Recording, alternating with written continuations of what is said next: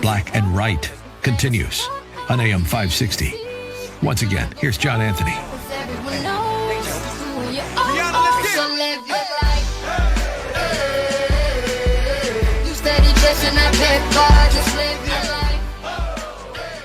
My blue family is way too important to continue to sit idly by and watch them be scrutinized, disrespected, and murdered. You have my commitment to defend your name, your purpose, your honor, and your badge. In God we trust. May He be with you wherever you go. Here's my call to action. It is time to start celebrating heroes and stop victimizing felons. Welcome back to Black and Right on AM 560 The Answer. I'm your host, John Anthony, live in the studio with the Sheriff David E. Clark and my good friend and pal and buddy and chairman of the Will County Republicans, George Pearson. That voice you heard was Amber Oberheim. Oh, I got chills right there. Amber is the wife of Champaign police officer Chris Oberheim. And if you guys know anything about me, I served down in Champaign. So when I heard about this story, it really hit me like really hard. And so when I knew that Sheriff David E. Clark was coming on the show, Amber and I had a conversation, and I said, okay, you got to be on here. Amber is doing great and amazing things, and I'm going to let her tell you a lot of the stuff that she's doing. And I also wanted to have her on because Sheriff Clark has actually worked with groups that deal with people who have lost loved ones in the line of fire, and I'm sure he has a lot of words of wisdom. Amber Oberheim, welcome to Black and Right. Thank you, John. Thank you very much for inviting me on this show. Yeah, I just want to let you know that our hearts, our thoughts, our prayers are with you and those beautiful children that you and Chris had. And there's really no words that I can even create or fathom and to think about to say to you at this moment. But I'm just grateful that you would join us today. It is my absolute pleasure and my honor to be in the company of someone like Sheriff David Clark and George and yourself. So thank you. And the thing about it, we're all three police officers. All three of us have served as police officers. The first thing I want to know is, how are you doing? How are the kids doing? Sure. I mean, that's an awfully loaded question, but I think my response to you in that is that we are doing as well as we can be doing, given what we've experienced over the course of the last 5 weeks and 3 days. Some moments aren't easy, but we have been blessed in many, many ways, in ways that I never thought that we would be. And so we're strong people, we're strong women, and we have our moments, but we are doing well overall. Amber, Sheriff Clark here. This is the hardest part for me. Because you can't find the words to get out that would help you with what you're going through now. I always say to myself, there but for the grace of God go I. Everybody that puts on the uniform, they understand the sacrifice, they understand the risks, and they're willing to take those risks to serve their community. And I think that it's a testament to their character. But the families that are left behind, I can only imagine. That's all I can do is imagine what it must be like. It's a process, obviously, to try to come out of that.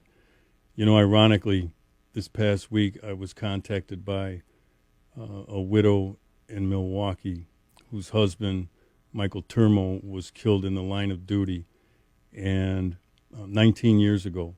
And she just cold call, reached out to me, sent me an email and said, I don't know if you remember me, blah, blah, blah.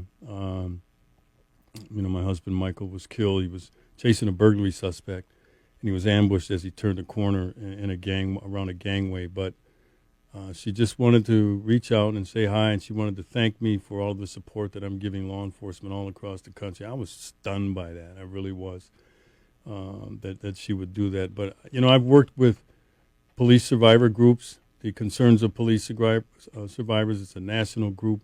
I've attended many of the law enforcement memorial ceremonies in Washington, D.C., as well as the local ones back in Wisconsin. And I've seen it. I've felt the pain, the loneliness that the families must feel. And like I said, I can only imagine.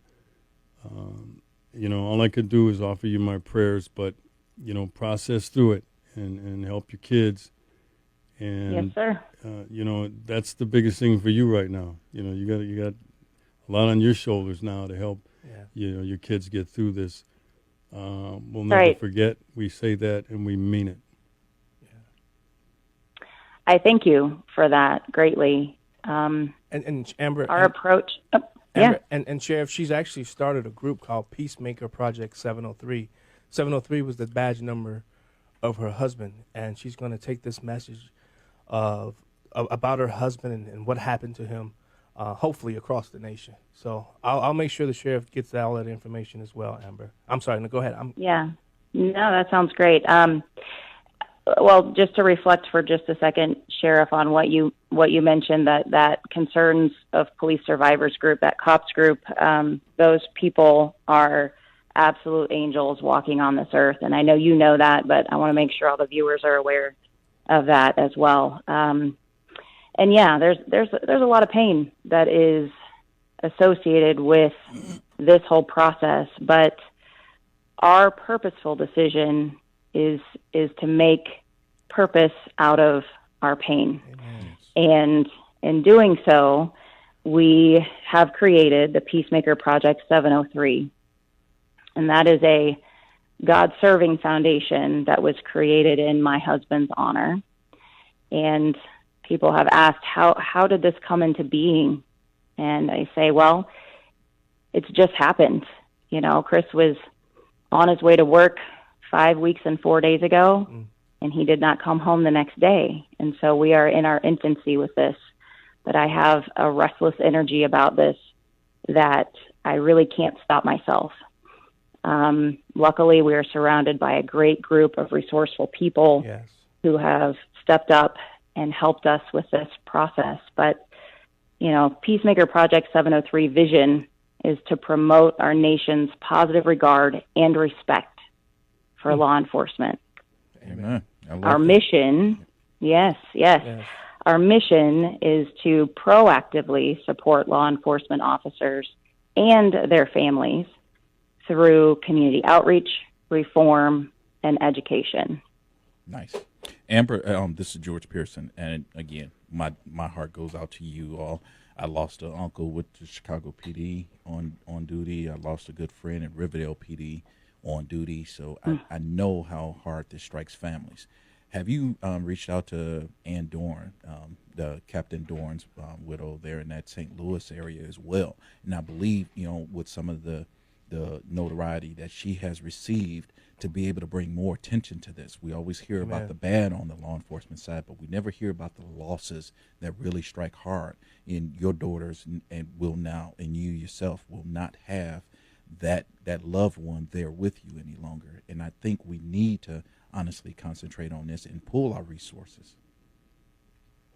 Yeah, absolutely. I would love an opportunity to talk with and meet Ann. I know who she is. Yeah. I've seen some of the things that she's put out there, and I think she's a very powerful woman herself. Well, Amber, I wanted to let you know, we're running up against the clock, but I wanted to let you know, John Anthony, Black and Right family will do everything we can to make sure that the Peacemaker Project 703 is a success, and that I connect you with as many powerful people as I possibly can. Here, here. That is my pledge. That is my pledge to you, Amber, because Champaign has a special place in my heart because I lived there for a couple of years, served on the Champaign Police Department. Is there a website? You got about 30 seconds. Is there a website, a place where people can give and donate? Sure. So right now our website is in development. Okay. We can be reached. Information is available in videos that we've posted If you are on Facebook or Instagram at Peacemaker Project 703, more information will be there regarding the website when it's fully functional. All right, and Amber, anytime you want to give a call into the show to talk about the progress of Project Peacemaker Project 703, be more than willing, okay? I offer you that. Absolutely. Thank you kindly. You're welcome. Amber, one last thing. Stay strong. Blue Lives Matter. Amen. You're listening to Black and Right. Amber, thanks so much for joining us. We'll be right back. Over the last year,